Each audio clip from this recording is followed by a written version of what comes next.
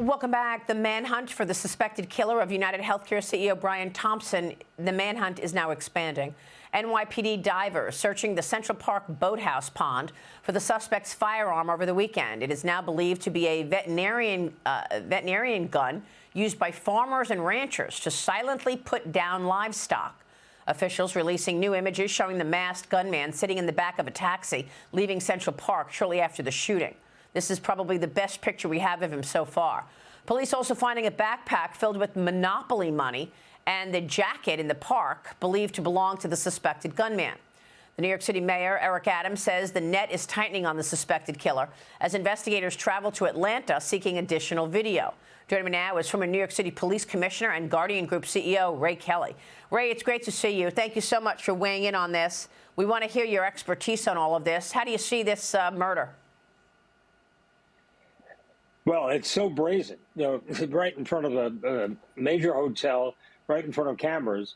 So this individual planned this for quite a while, but he didn't factor in all the cameras that are in New York City. So I think the investigation is going well. It's tedious. It takes a lot of work to track somebody's efforts throughout New York City for 10 days. And I think the department did a great job. And they're pretty certain that this individual left the city. So the focus is going to shift. As you said, there are investigators who are in Atlanta. The FBI is assisting the NYPD. And these things take time. And it's understandable that it does take time. So, I mean, are you surprised that he left New York? I mean, the NYPD telling us on that day they think he left New York. How did we miss him? Oh, I think it was pretty easy to miss him. He was on a bus, apparently, less than an hour or close to an hour after he did the shooting in Upper Manhattan. So he did the shooting on 54th Street in Manhattan. He makes his way through Central Park. Then he makes his way to a bus terminal in Upper Manhattan and apparently got on a bus. I mean, it's logical that he would do that. And we don't know, did he go to an airport? Did he take the bus to an airport? Did he get on the airplane? So I think the circulation of his picture, I haven't seen anything like that in quite a while. It probably was in every newspaper in America, and probably every TV station put that picture up. So yeah. I think it's just a matter of time. And I think good work has been done so far. So, Ray, I mean, what are your thoughts on the evidence that we have seen or heard about? There were words written on the shell casings of the bullets: delay, depose, deny. This guy had a silencer on the gun. Initially, it jammed, and he fixed it, and he kept shooting. The CEO, Brian Thompson, does this individual appear to be, to you, a professional or an amateur? No. What do you take away from? And what about the mistakes he made, Ray? He held a cup, Dunkin' Donuts cup. He threw it away. He threw his phone in an alleyway. Talk to us about some of that. What does that tell you about him? Well, I think he's a motivated amateur. And the writings on the shell casings, I think, indicate, assuming they're legitimate and weren't done to throw investigators off, it shows the kind of animosity that's out there directed at insurance executives, which I never knew about. It really is startling that you see now thousands of messages on the internet supporting the shooter. So yes, he made a lot of mistakes. Obviously, this is one of them. The picture where he smiles at the desk clerk, and that is a pretty good picture. Yeah, very good. Facial recognition is very, very effective these days. Some police departments don't use it unless they're looking at people who have already been arrested. So it's limited, sort of self-imposed limitations, but facial recognition is effective, and I would hope that it's being used in this case. Ray, you think they'll get this guy? Mm-hmm. Oh, yes. I think so. Just a matter of time, and I think fairly soon. Okay, let me move on to immigration, Ray. New York City Mayor Eric Adams is going to be meeting with incoming Trump border czar Tom Homan this week.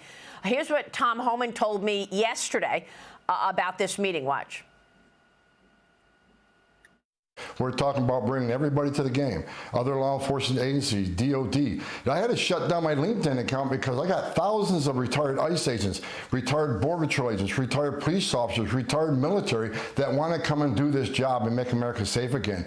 There will be no lack of resources, but as your first segment was talking about, we need the money. We need the money to have more detention beds and more on-the-ground transportation and to conduct these operations. So I'm hoping the Hill see the light and give us the money we need to keep President Trump's promise, the mandate the American people gave him, and secure this nation, secure the border, and remove the illegal aliens from this country who are not supposed to be here.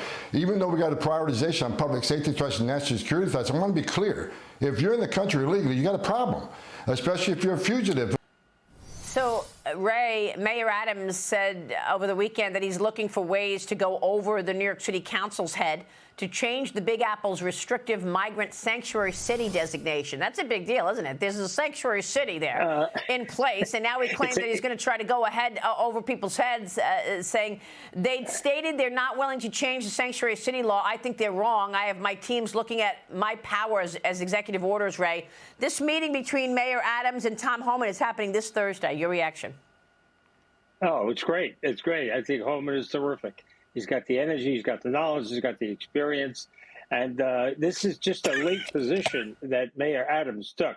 He's been for sanctuary cities, or certainly supporting the concept for quite a while, up until just a few months ago. So he's fighting for survival. He's got a 28% approval rating. He apparently intends to run for re-election, irrespective of the indictments that he's subject to. So he's going to do anything he can to hang on. But I think him meeting with Homan was the right thing to do. You've got to get on board here, because he means business. We have hundreds of thousands of migrants in New York City. I know, and some of them are part of these gangs. Ray, some of them are part of the very dangerous Tren de Aragua gang. Any thoughts on how to rein those gang members in? Send them back to Venezuela? Well, sure, let's send them back to Venezuela. But I think also the FBI, because they're now national in scope. They're in several cities. I think they're in 16 cities in the U.S. That's a national reach, a national coverage. Our national law enforcement agency, the FBI, should be heavily engaged in investigating these gangs, along with the efforts to expel them wherever we can. Liz Peek, jump in here. Good morning, Ray. What would be the immediate impact if Eric Adams is able to change the sanctuary city status? And what do you think the odds are that he can actually do that through executive orders, which is what he's talking about?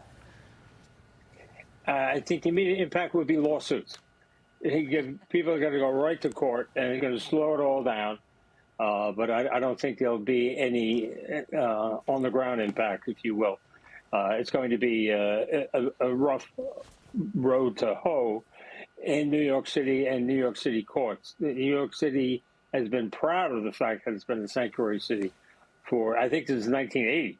And they're not going to go easily. So we're going to see if, in fact, that happens in any way, shape, or form. We're going to see a lot of litigation surrounding it. Really?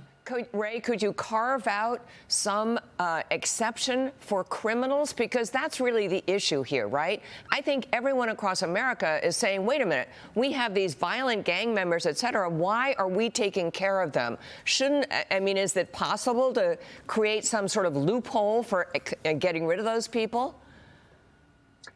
Possibly, yeah. This is probably a pretty complex area of the law. It involves federal law, obviously it involves New York state law. So it's not going to be easy. It just sounds like it's easy, but it won't be. We never should have embraced this 40 years ago, but this is where we're at. So incredible. And Ray, hopefully the mayor will be able to do something about it. Always a wealth of knowledge from you, and we so appreciate your time, Ray. Thank you. Thank you, Maria. Good to be with you. We'll see you soon.